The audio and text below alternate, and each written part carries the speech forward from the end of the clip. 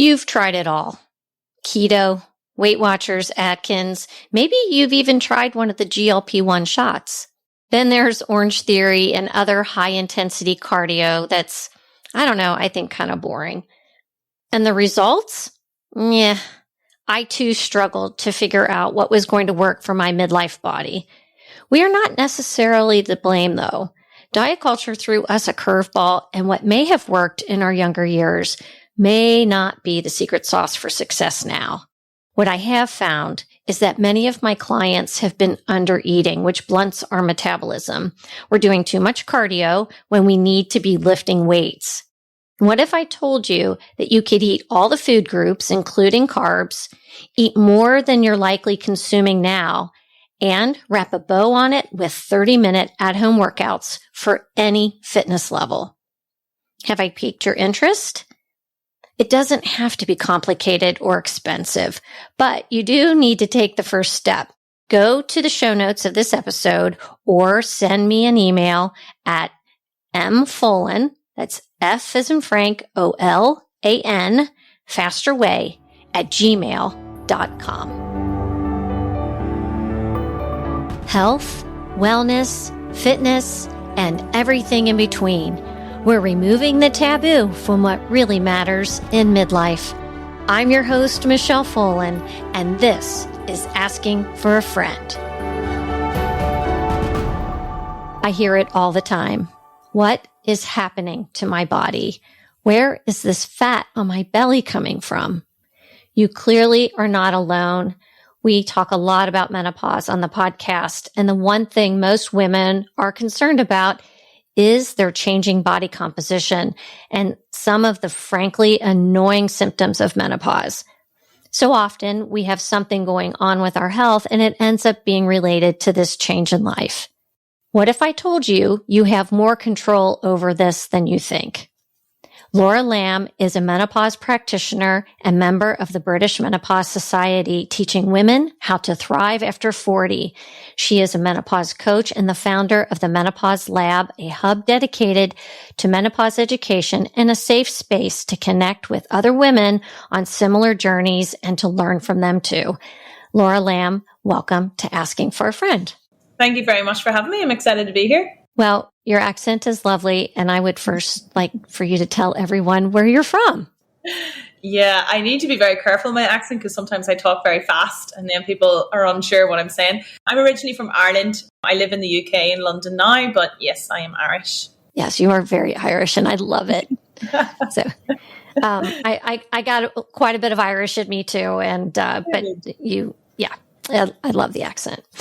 You have quite a background and you have an amazing following. How did you get to where you are today? What was the career path? Well, I actually have a very surprising career path that most people probably won't really expect. So I used to work on a trading floor. So I come from a very corporate background. I was an investment risk analyst in my previous years. I worked directly with the CEO with a hedge fund and I managed P&L for the trading floor. So I did that. That's kind of my background. And like most people that come from the corporate world, it just wasn't my passion. It wasn't something that I wanted to do. It was a very male-dominated sector. It just didn't really fit who I am as an individual. I've always had a massive interest in health and fitness, always from a very young age. I've played sports from a young age and so on. I did unfortunately battle with poor relationships with food with myself, mainly from, unfortunately, the diet culture. I got very wrapped up in diets in my kind of early 20s.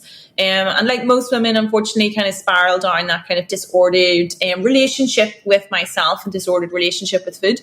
So my first venture into nutrition was really to see as myself, was really to help me. I was so fed up with the diet world. I was so fed up with honestly just starving myself because it's what every magazine told you to do and it's kind of what everything to do. And I just didn't feel great in myself. So that's why I actually went and got educated and became a nutritionist, was really to help myself. And when I did that, I realized how women's health was in such a mess, was in the amount of lies, the amount of misinformation, the amount of fads that don't actually help your health in any shape and form. They're kind of all set up to keep you stuck so that you're constantly paying more money to do this, trying to do this. You're just stuck in that kind of churn that people are making so much money out of women for making them feel stuck. And so that's when I really found my passion in life, and really my path in life, in terms of what I do now, in terms of helping women. And then naturally, when that started really ball rolling in that. Previously, my company was just full nutrition, so we would have done all nutrition with women in all shapes and forms. And then I really became a huge fan of the whole menopausal sector. Whenever I got to learn a little bit more about menopausal women and working with menopausal women and so on, I just really learned how underserved they are, and the amount of information, even with becoming a nutritionist, even having registered dietitians on my team, we kind of all sat down together in like a group of women and thought, we actually don't even know anything really about this. Like, we're meant to be trained and qualified to help women, and we actually don't really know. We haven't actually been taught anything about menopause. Like, I think it was like maybe a small footnote in a chapter whenever I was doing my nutrition degree. Like, it was like nothing. It was barely even mentioned. And then that's whenever that whole passion and fire about 3 or 4 years ago started with the menopause. Well, and so no wonder you don't know anything about menopause, because doctors don't know anything about menopause.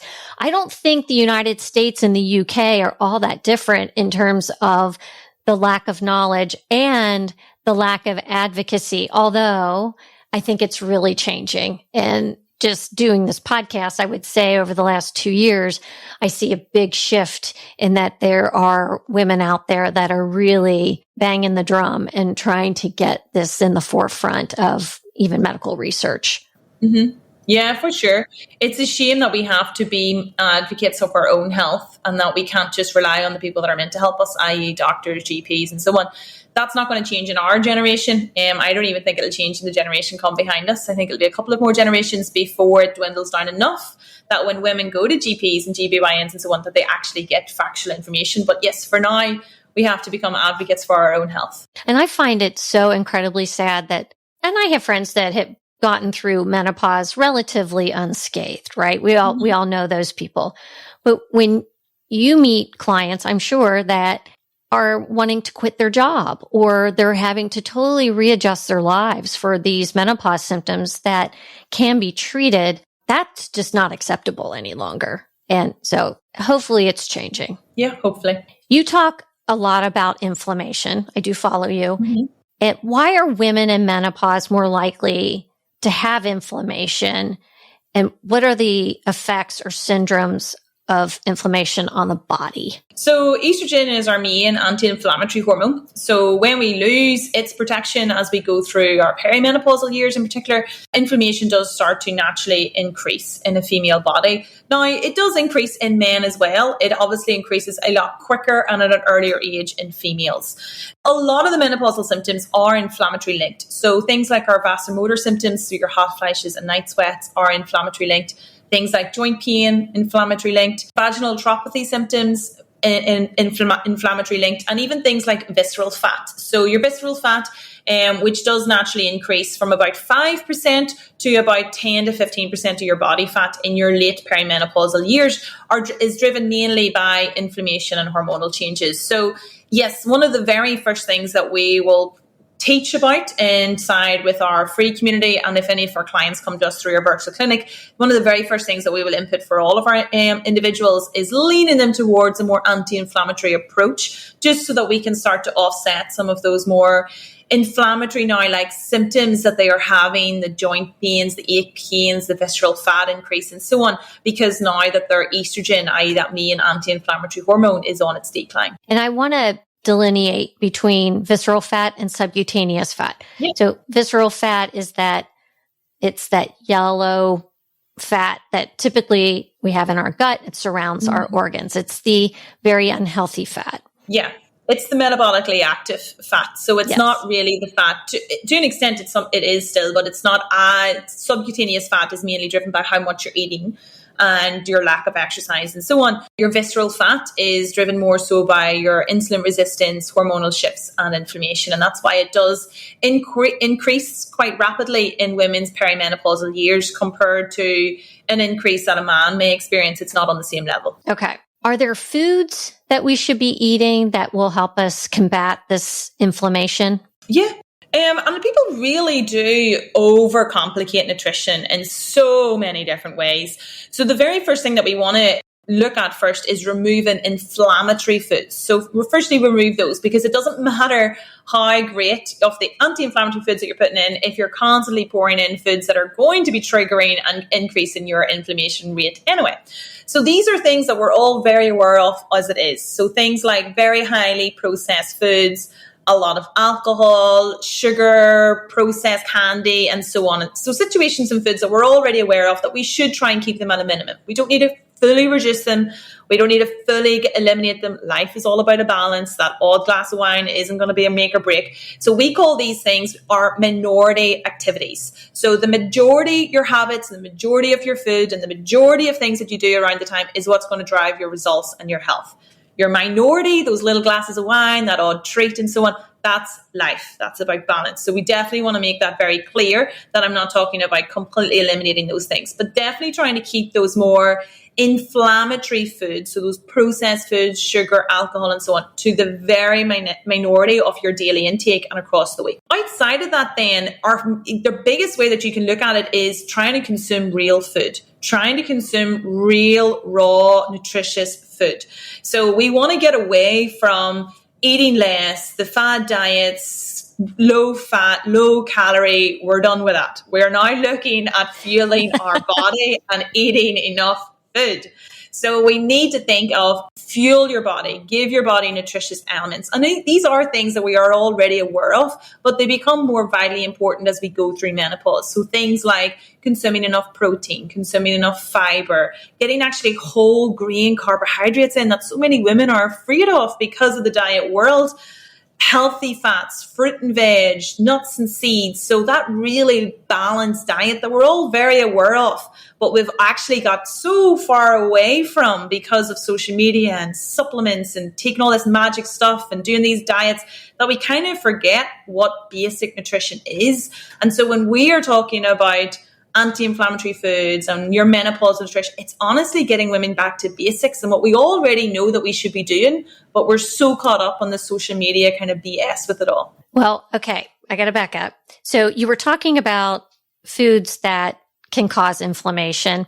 One thing you didn't mention, and I'm curious what your thoughts are about seed oils like canola oil, things other than olive oil, coconut oil, or avocado oil. Yeah, so definitely, we want to be in your minority. Now, again, we don't want to have a blanket statement where women feel like it is completely unavoidable, because in some individuals' lives, it isn't easy for them to completely reduce them if they're on the go, if they're eating, if they travel a lot, and so on. You definitely want to try, though, and keep it at a minority because it is an inflammatory linked food. I think keto has probably done more damage to our mindset about food than anything, because we need fiber, and raspberries, blueberries, blackberries, those all have a nice bit of fiber in them. And then, there are some fiber rich vegetables that will also have some carbohydrate. Do you find that's one thing that you find you have to overcome with clients often? Anything that has rules with it is so damaging. So anything, whether it's keto, carnivore diet, fast, anything that tries to label the way that we eat as full-grown adults and tries to place rules and restrictions and timelines, everything, it's a diet. It's a diet. It's not a natural, healthy relationship with food in any shape or form. So yes, unfortunately, because women that we work with have spent decades, the vast majority of their life, under this kind of thought process that they then really believe that there's good food and bad food and good way to eat and a bad way to eat. And they're so afraid of certain foods and so afraid of other things that they end up just actually doing nothing because they're trying to do everything, that kind of all or nothing mindset, or that kind of really afraid of doing things that, nutrition becomes this huge, scary topic, when in reality, if we take it back to basics, it can be pretty straightforward. What do you think about turmeric for inflammation? Is that something you recommend? Yeah. So any kind of spices are fantastic. So things like turmeric, garlic is another one that's great. Even things like peppermint teas. So putting peppermint in and so on. So yeah, turmeric is a fantastic. Any kind of spices that you can add to your food is a great way to get some more of those antioxidants into your diet. So we talked a little bit about the foundational foods. We talked about having carbohydrate. In terms of fiber, how much fiber are you typically recommending for your clients per day? In and around 25 to 30 grams if an individual tracks their food intake. And as a side note, if you do track your food intake, it should be a short-term thing. It's not a long-term method. Tracking your food intake is just to give you awareness of what's on your plate and what you're actually consuming. Once you get that awareness, put the tracker away. But in and around 25 to 30 grams a day is the daily recommendation amount for a menopausal woman on her fiber intake. Yeah, and I agree with you about the tracking food. And something that I often recommend too is before I start working with a client, I'll have them track their food, what they would have normally eaten on a regular day, so that we can kind of look at that and kind of digest it and say, okay, here's some areas where we can make some quick improvements because I see it there in black and white. So, but it can be daunting to have to track your food day in and day out. Yeah. I hear you on that. Yeah, and it can create very disordered. It's not healthy. It's not a long-term solution in any shape or form. It's just really to give you awareness and educate you on what's actually in food. And it's the education we should have got when we were all children at school, but unfortunately we didn't. And so This is kind of our best method to do it now as adults. Well, it's funny though. So I'm 60. And growing up in the United States, back when I was a little kid, I mean, the junkiest food that we had was maybe Fritos or potato chips, something like that. Yeah. I guess you may call them crisps. I don't know what you call them, but, and maybe Coke, Coca-Cola, but that had real sugar in it at the time. We didn't have all this stuff now. And now when you go to the grocery store, it's disgusting. It's so much pre-prepared food. And I guess, just telling your clients, we call it the ring of perishables. I took retailing in college. The ring of perishables, try to stay on the outside of the store. Are your stores set up the same way? They are. And even if you go down what is called the health aisle, it's always processed powders, processed high protein cookies, high protein processed bars, it's supplements. Even if you go to, we have wellness events in London all the time, and you go to the in-person wellness event and they'll say, oh, we've provided healthy snacks, and it's all this processed health label stuff. And you're like, how is this the situation that we're in? Like, how is this what is actually being called health? Yeah. And I remember the 90s, it was all low fat, and we had Snackwell cookies. So, I mean, we've done so much to screw ourselves up, in terms of trying to figure out what the heck to eat. I want to talk about protein because you did mention, making sure that we are getting enough protein. And I absolutely agree with you. How much protein are you typically recommending? And then what do you find are the best sources of protein? So we always start with the basics. So just get the key foundations in, which will be trying to aim for at least 3 meals a day and having in between 20 to 30 grams of protein on each meal. And for the vast majority of women, if they're able to hit that, so 3 meals a day at about 30 grams of protein, they're doing very well. And if you look at like a portion, it would be roughly the palm size of your hand. So if a woman is consuming that amount of protein on a daily basis, she's doing great. If then maybe an individual exercises a lot, it may need to be slightly more for her, and we want to add in maybe a protein snack and so on. But that's on a more individual basis. The core foundation is that sort of 30 grams, give or take, across your 3 meals across the day. Again, we want to try and keep these as much to like just normal, real, unprocessed food as possible. It obviously depends on an individual's lifestyle and so on. So any kind of like lean meat sources are great. Any obviously that we can get plant-based protein, any kind of like nuts and seeds, even kind of Greek yogurt. So really just focusing on what is real protein rather than leaning towards nothing wrong with the protein powders and so on. They're nothing magical. They're just a protein source, but they are slightly a little bit more processed. And especially when women go through such a large shift in their microbiome in their gut, we typically find menopausal women find it quite hard to digest processed protein. And so with our clients, we would try and keep that at a minority and just have them consuming real food and real protein. I'm glad you brought that up. That is a real thing. When we are trying to up our protein and you feel sometimes like it's just kind of sitting there Like it's harder to process. And I do agree with you. Sometimes the protein powders can be a little harder to process. I wanted to go back to the topic of protein real quick. If you have a client who is very active, physically active, lifts weights, all of that, what about the timing of protein for that person? It would be one of the last things that I would be getting stressed about or worried about and so on. So does it make a difference? Yes. Does it make as much of a difference as what people think? No. If I was working with an athlete, then yeah, maybe a bigger difference for her. But for a working mom with kids who goes to the gym 4 or 5 times a week, it's nothing. It's just another to do. It's another thing that's layered up on making nutrition feel more difficult. So yeah, we would advise that, if you want to be eating your protein correctly, you would want to have it across the day in even portions, and you want to spread it out nice and evenly. And if you're going to work out, you want to try and get protein in after that and so on. But in some people's lives, that's just impossible. And so if we try and put all these rules to things, then that's where it becomes harder. Like, at the end of the day, what's going to make the difference is how much protein you're eating across the day. If you can get it in perfectly across the day, amazing. If you can't, don't sweat it. It's not going to be that big of a difference. See, I love your practical approach. I really do. It's very refreshing. All right. Question: peanut butter and almond butter, are they a fat or a protein? A fat. Okay. Yeah, they have protein in them, but you would need to be eating a lot of them to be getting a proper protein portion. All right.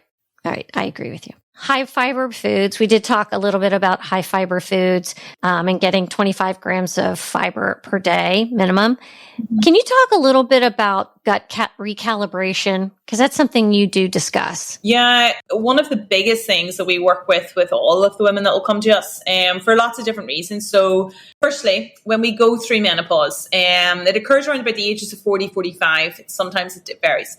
But all women will experience quite a large shift in the diversity of the bacteria or your microbiome in your gut. Now, it's actually the same as in your skin. So we have bacteria or microbiome in our skin, and we have bacteria and microbiome in our vagina. That's why we have symptoms of dry skin, itchy skin, acne. We also have vaginal dryness, vaginal irritation. It's all coming from a shift in bacteria. So we have bacteria in our gut as well.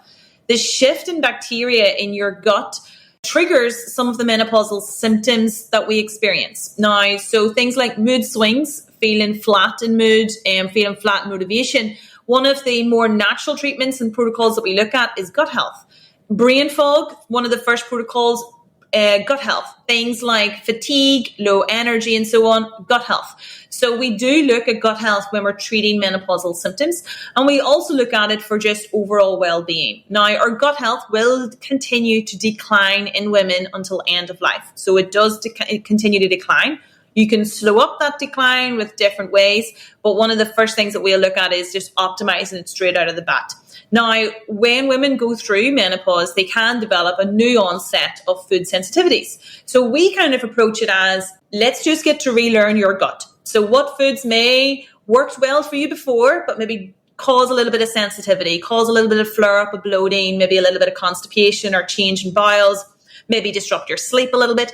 So we would get our clients to roughly, and you can do it with a pen and paper. We have an app, but you can do it with a pen and paper, where you would just track your gut. So just track your bloating, track your bowel movements, track your energy across the day, and see if you can see any trends with what you're eating, if there's anything that could be triggering that and so on, because as you're going through menopause, you will have that experience. So that's the most important thing to do, and that'll always be the first protocol in looking after your gut, because kind of like with the inflammatory foods, there's no point pouring all this fancy fiber stuff in on top if you're currently eating stuff that your body's struggling to digest. So get that out of the way first. Then look at optimizing your nutrition. So making sure that you're getting enough fiber, making sure again that you're maybe utilizing more probiotic, prebiotic foods. You don't need to reach for a supplement to do that. You can do that with foods for most people.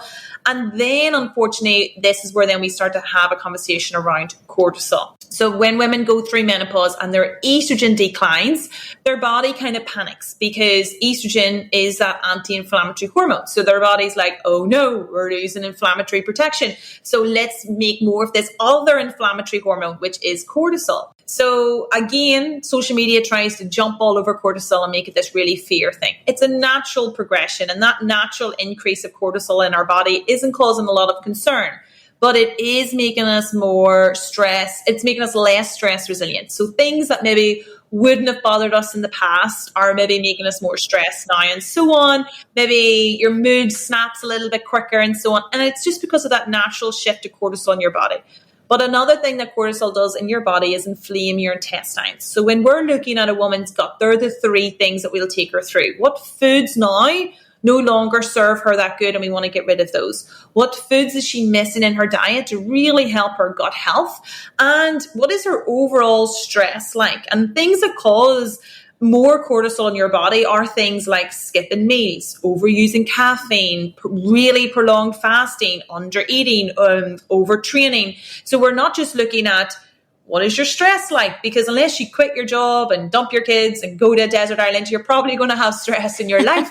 But there's other things that can cause increased cortisol. And so they're the three things that we would take somebody through for gut. And for the vast majority of women, in and around 96% of our clients will have gut work with them. Yeah. That, the gut brain connection thing, I find one of the most, huge. Isn't it? But it's so fascinating.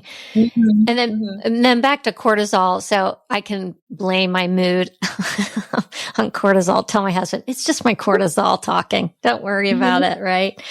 Yeah. And you brought this up too, not eating enough, it is putting our bodies in undue stress.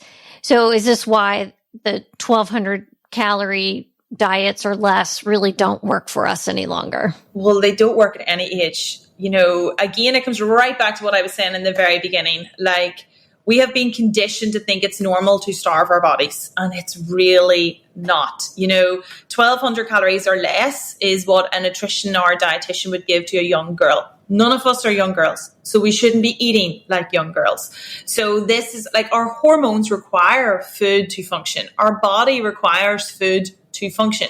But we as women, this is not a thing that men get. We as women have been conditioned to just not eat, and conditioned to just think it's normal to eat 400, 500, 600 calories a day, to go days with fat. We just think this is normal because it's what we have been conditioned at.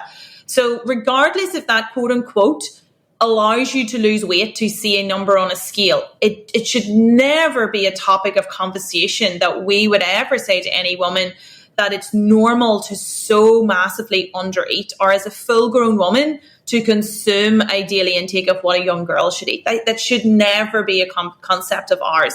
And it just comes back to, like I was saying earlier, we are so conditioned to associate eating with a number on a scale. Yeah, I know.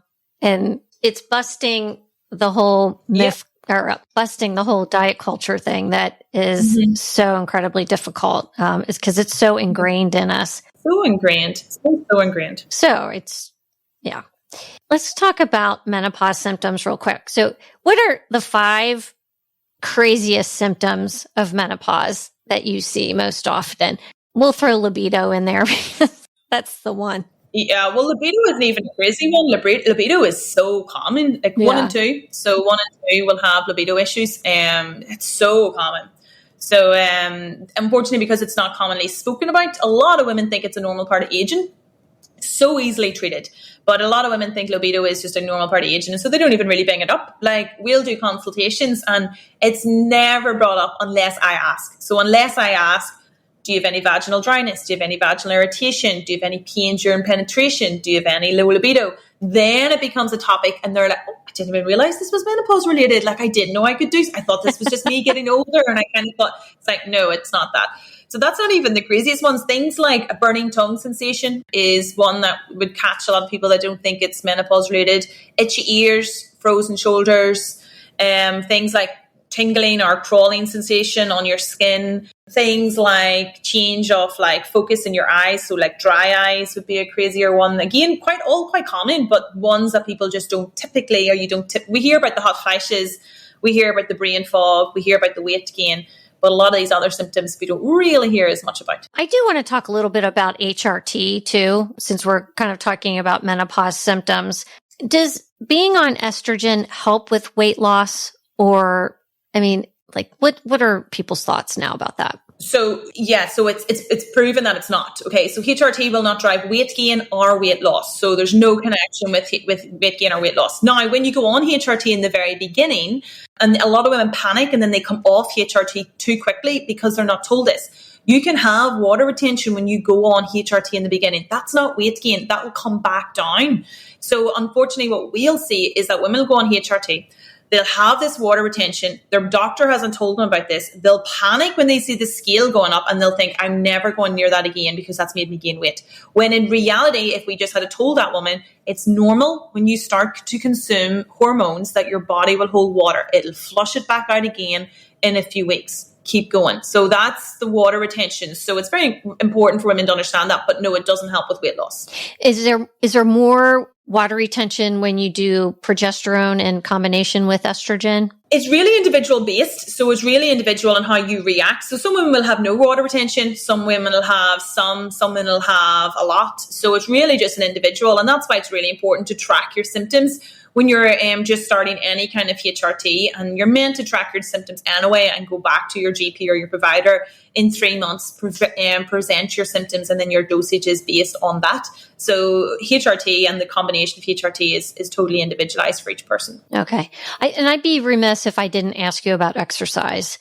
Do you also give client recommendations on fitness? Yeah. Super, super important. So obviously when women go through menopause, we do become at a higher risk of CVD, so cardiovascular activity or cardiovascular disease, sorry. So it is very important for us to exercise. So again, let's just park the thought that all that we should do is focus on weight loss. Like, exercise is important for our overall well-being. So when you're going through your perimenopausal years, a woman will lose bone density at the quickest rate that she ever will in her entire life. So we think things like brittle bones and so on are associated with old age and in your 80s and your 90s and coming towards the end of life. It's not. It's in your 40s. That's when you're losing actually the most bone density that you ever will in your entire life.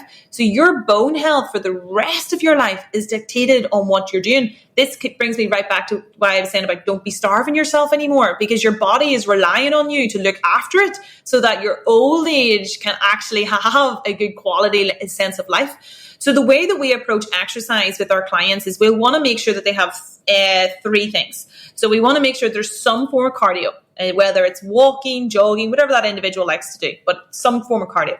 Some form of resistance training. Now, there's lots of different ways that we can do resistance training. You don't need to go in and stand in a gym by yourself. Some women think that's the worst thing that they could ever possibly do. And so if you don't like to do that, don't do it. But some form of resistance training, whether it's reformer Pilates, whether it's a class, whether it's weight training, something like that. And the third thing is pelvic floor exercises. I cannot stress the importance of pelvic floor exercises. Even bringing back to our libido, women that come to us with low libido, the very first thing that we'll do is get them to do pelvic floor exercises, because it stimulates the blood flow and it can help with vaginal dryness, it can help with vaginal irritation, it can help with your low libido, and it's actually one of the best things to slow up even your gut health. So we think pelvic floor, and the only reason you'd ever do that is if you're leaking urine, but it's so important. And the recommendation from the menopause societies is that all women over the age of 38 should be doing consistent pelvic floor exercises. So they're the 3 things that when we're building an exercise plan, we want to put them in. And how we put them in totally depends on the person's time, their current fitness levels, their overall goals. But all exercise plans should have a combination of those 3 things. Oh my God. Pelvic floor, and I've had pelvic floor experts on the podcast before. It's not something that I think about every day, but oh my God, it touches everything. I mean, it really does. It's so important. It's one of the very first things when I get asked, what would be one of the things that you would say all menopausal women do? Your pelvic floor. Like, it's one of the biggest things that you will see such an increase in. Even when it comes to like stress and so on, like, it's so important. And it's more than just Kegels too. I think we need to talk about that too. There's lots of different ways that you can do it. Yeah, we actually do pelvic floor exercises on a weekly basis inside of my free Menopause Lab, because that's how important it is. And I try and show as many women. You can do it when you're sitting at your desk. Like, there's so many different ways that you can do your pelvic floor. Yeah. Okay. I think you probably have at least one amazing client testimonial. Do you mind sharing one? Yeah. It's actually a client that we're still working with at the present. Now, I've worked with some amazing women, and all the clients that we come through our door have fantastic stories, but this one really hit home. It was an individual. Her name is Holly. I won't disclose her surname, but her name was Holly, and she came to us 3 months ago. So she's in her 4th month with us now. But she booked the consultation with ourselves, but it was actually her husband that turned up to the consultation, not her, which was obviously, firstly, a very unique situation. That's never happened before, where a husband will come and not the woman. And it was just so touching because he had all our medical notes. He had everything written down. He was so invested in making his wife feel better. And like, yeah, I was just like, is there more of you? Do you buy you on Amazon? Like, where are you coming from? But she unfortunately had such severe menopausal symptoms that she was actually bedbound. So she had been bedbound for the guts of a year. Oh. So she would be able to maybe come downstairs for at the odd time, barely interact with her kids or do anything like that, because such severe fatigue, severe brain fog, severe gut issues, quite low mood, and so on. She had traveled the length of America with her poor husband trying to find menopausal support. And she had got fobbed off every time because she couldn't take HRT. So she wasn't in a medical position to take HRT. And so unfortunately, that's the end of the line for a lot of women. If you can't take HRT, that's the end of the road. And so she was never given any advice or help or anything. So she just went from one person to another person to another person. And such bad insomnia. She was sleeping about 30 minutes a night and so on. And in the last 3 months, we have got her now to sleep in 7+ hours every single night. She is now outside exercising with her kids on a daily basis. She's now homeschooling her kids, and she's spending very, very, very few days now actually bedbound or doing anything like that. So that for me was a real big one because, yeah, like her whole life is completely and utterly changed. That is amazing. And I'm so happy for her. I'm happy for her husband.